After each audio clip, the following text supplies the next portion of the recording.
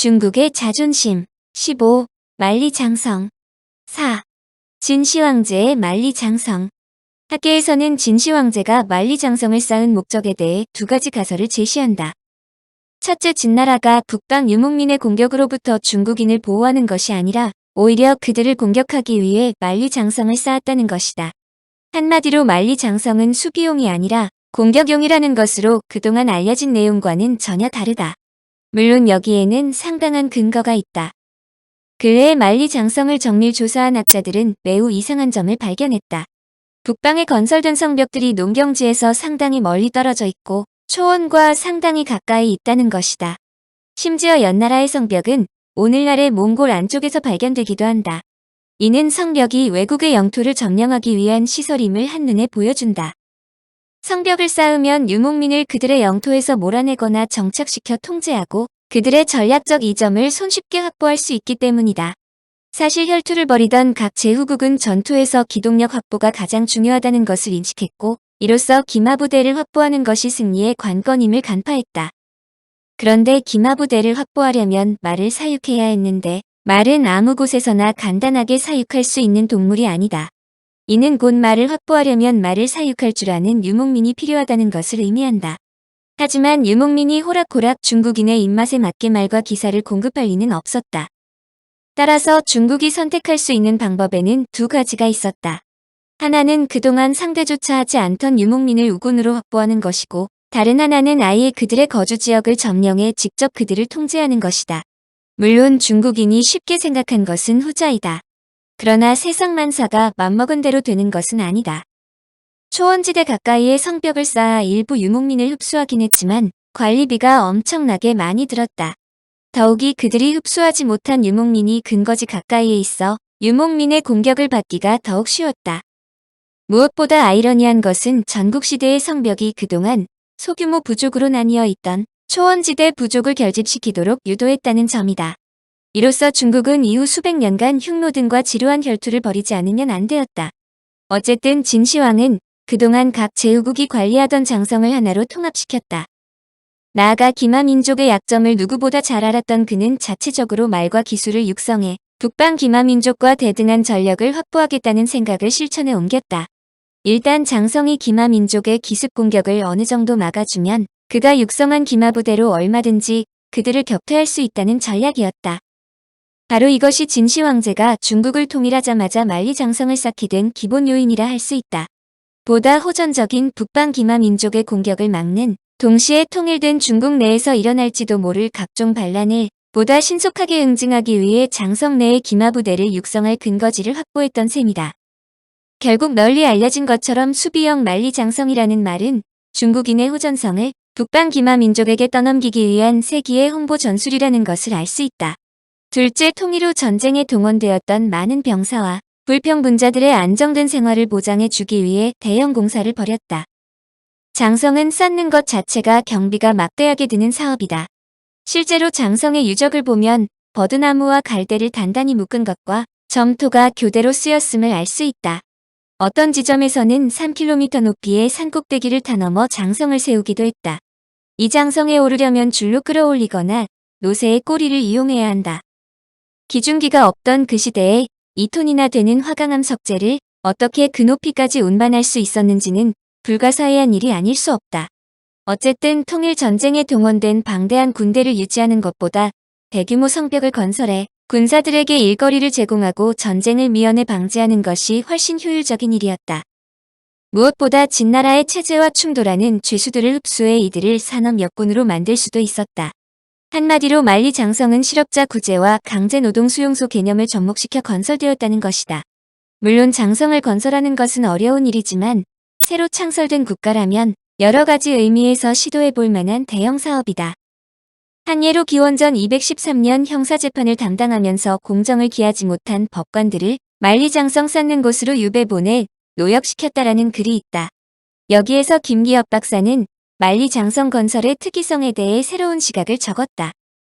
중국인은 화를 천하의 중심으로 보며 사방의 오랑캐를 동이, 서융, 남만, 북쪽으로 불렀다. 이들 모두 중국의 위협 세력임에도 불구하고 만리장성은 큰 틀에서 북쪽에 집중된다. 이는 서용도 춘추시대 이전의 강력한 세력이었지만 북적의 한 종속 변수처럼 되어 독자적으로 중원의 위협을 가할 수 없었다. 그런데 중국의 남쪽으로 장성 같은 것이 필요치 않은 것은 소위 화하 남쪽으로 농업 기반의 중화 문명이 계속 확장되어 나갔기 때문에 문명의 충돌이 크게 일어날 리가 없었다. 반면 북쪽과 서쪽 초원지대는 화하의 농업 진출이 불가능했다. 여기에서 줄리아 로벨 박사가 장성의 방어적 기능만이 아니라 공격적 기능도 있다는 것인데, 로벨 박사는 중화의 농업지역을 보호하기 위해서라도 장성이 필요하다고 강조했다. 그런데 특이한 것은 북적 즉 흉노 지역 인근에 만리 장성을 쌓는 것은 이해되는데, 장성의 서쪽 끝은 가역관으로 알려지는데 이곳은 유목지역 안으로 깊숙이 뻗어 들어가 있는 지역이다. 이것은 중국으로 보아 서역과의 교역이 매우 중요했기 때문이다. 2000년 전에 서역과의 교류가 있었다는 말에 의아하게 생각하는 사람들도 있겠지만 중국과 서역과의 교역이 매우 활발했다는 것은 여러 가지 증거가 있다. 로마에서 중국의 비단을 사용했다는 것이 그 증거다.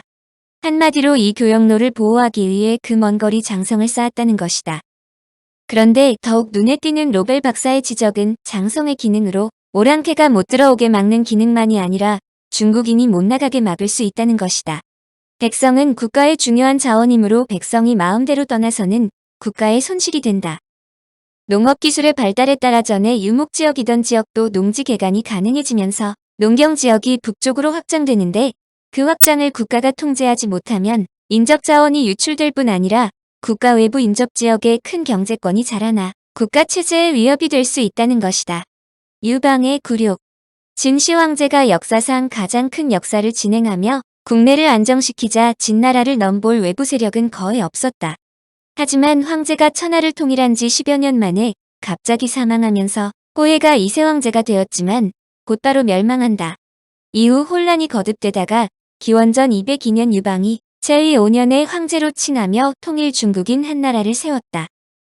한나라가 중국을 통일했을 무렵 북방 귀마민족 중 중국을 견제하고 대항할 수 있었던 유일한 강대국은 당대의 중국의 3배나 되는 거대한 제국을 통치하고 있는 흉노 소위 북적이었다. 그런데 유방 역시 시황제처럼 신생국가를 안정시키려면 최소한 북방 귀마민족이 한나라를 넘보게 해서는 안 된다고 생각했다. 하지만 진나라와 한나라는 상황이 다소 달랐다. 진시 황제는 만리 장성만으로는 강력한 흉노에 대항하는 데 미흡하다는 점을 알고 있었다. 그러므로 진시 황제는 자체적으로 강력한 기마군단을 육성해 흉노를 견제했다. 유방 역시 만약 흉노가 공격을 해오면 만리 장성이 큰 힘을 발휘하지 못한다는 것을 알고 있었다.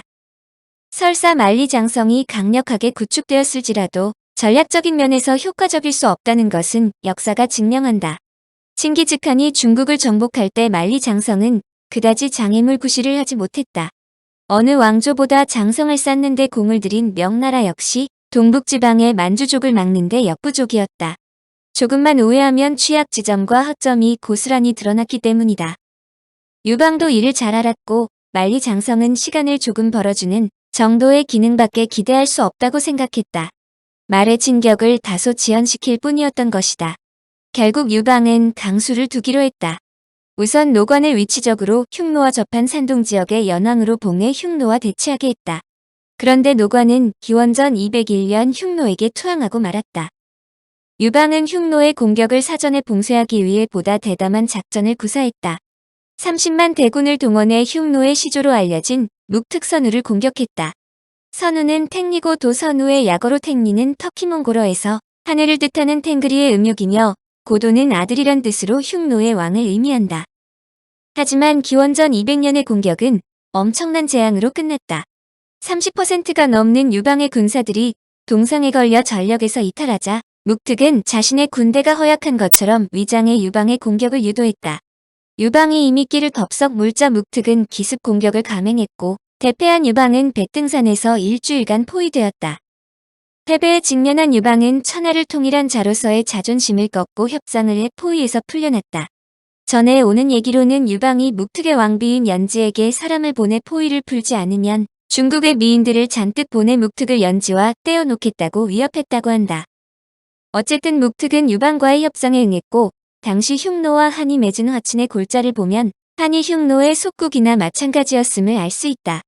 첫째, 한의 공주를 흉노의 선우에게 의무적으로 출가시킨다. 이 관례는 문제 때까지 계속되었다. 둘째, 한이 매년 술, 비단, 곡물을 포함한 일정량의 조공을 바친다. 셋째, 한과 흉노가 형제 맹약을 맺어 동등한 지위를 갖는다. 넷째, 만리장성을 경계로 양국이 서로의 영토를 침범하지 않는다. 이 합의는 기원전 198년 가을 중국 종실의 공주가 흉노에 도착함으로써 발효되었다.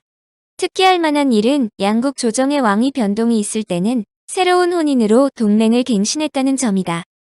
또한 중국이 흉노에 보내는 조공의 양도 한과 흉노 간의 역학 관계에 따라 수시로 변했는데 일반적으로 한의 조공은 매년 증가되었다. 기원전 192년부터 135년까지 적어도 9차례에 걸쳐 한이 흉노에게 바친 조공이 증가했다는 사실이 기록되어 있음을 볼 때 한이 흉노의 속국이나 마찬가지였음은 부정할 수 없는 사실이다. 청취자에게 원하는 것은 1. 구독 2. 좋아요